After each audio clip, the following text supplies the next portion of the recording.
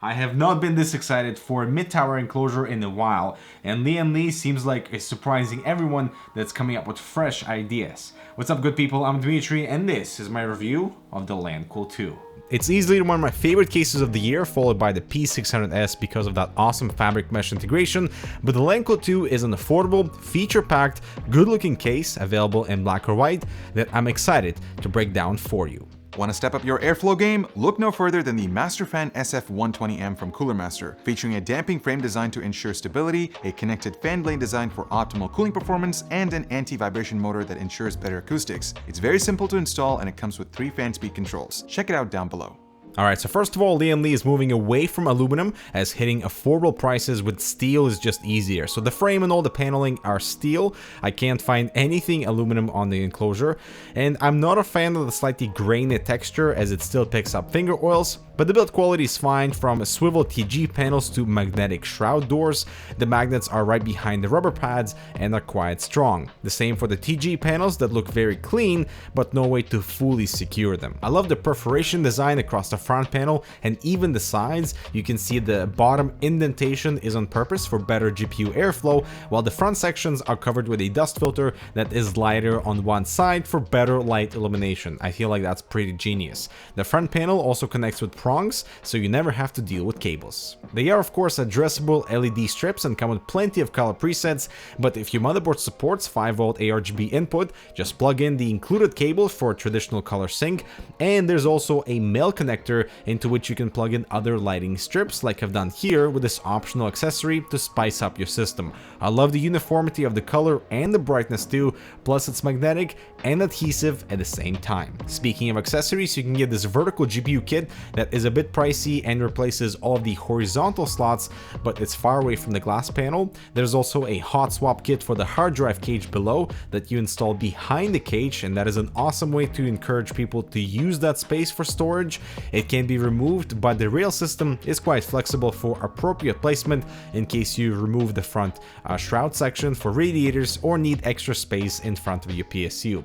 But what I find really interesting is that front fan bracket. It will support triple 120s on the internal side or dual 140mm fans on the exterior side. It is fully removable and modular, so there are 4 positions available for this bracket, either with the exterior facing the front in 2 positions or with the exterior side facing inside the case. And this gives you many clearance configurations, but more importantly allows easy push-pull setups since the bracket is installed from the front. On my pre-production sample, the plastic tabs were not glued to the frame, so they kept popping out, but that will not be an issue for retail units, and they will also fix these I/O cables that will be fully tucked away behind the motherboard tray, as on my unit they kind of bunch out too much. The I/O is up top with lighting and PR buttons, combo audio jack, dual USB 3s, and an optional space for a Type-C connection if you get the accessory, and I guess if you really need Type-C, it's not that expensive to add. Top cooling options are standard with dual 120s and 140s and their respective radiators.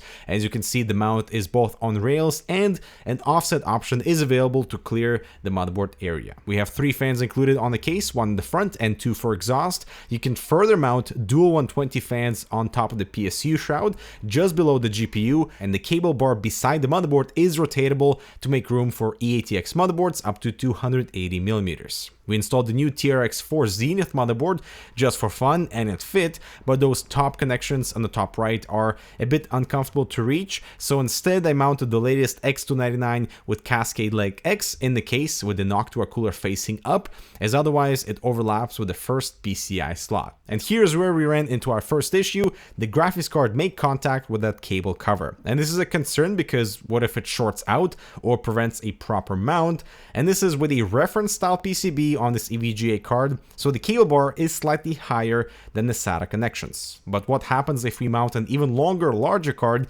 like this 2080 Strix? I even rotated the cable bar so it's slightly further out, and the same thing happened, but this time the shroud, the plastic shroud of the cooler, is making contact and you can press down into the cable bar. However, after all the worry, when we placed the computer upright, the graphics card no longer made contact with the cable bar, and it seems like the weight of the motherboard and all the hardware on top of it was pressing into the frame, so the motherboard tray was lower than normal. But in the upright position, the graphics card does not make contact with the cable bar. That's good. The interior, as you can see, is super clean. I love the cutout in the top right for my dual 8 pins on this X299 motherboard.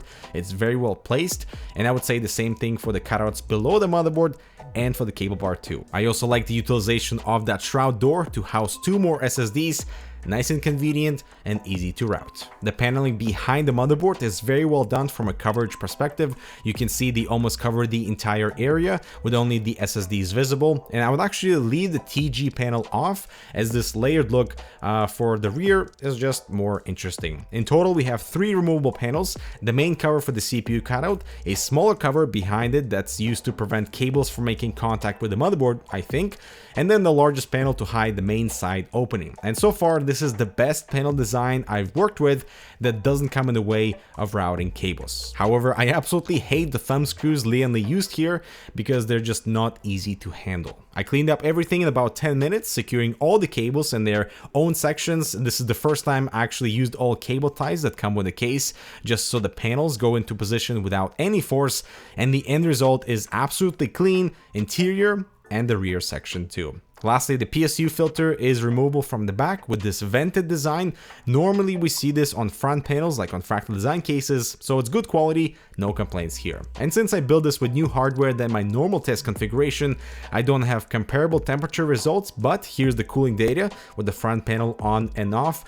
As I suspected, the dual exhaust fans work their magic, plus the semi-open front panel delivers fresh air for the GPU. It is not an oven, and for $89, it meets that satisfactory criteria. Now, we haven't given out the case award in a while, but the Lancool II is the new definition of a budget-friendly, performance-oriented enclosure and deserves the Hardware Canucks Damn Good Award. Thanks so much for watching. Check out this other relevant content. Subscribe for more. I'll talk to you in the next video.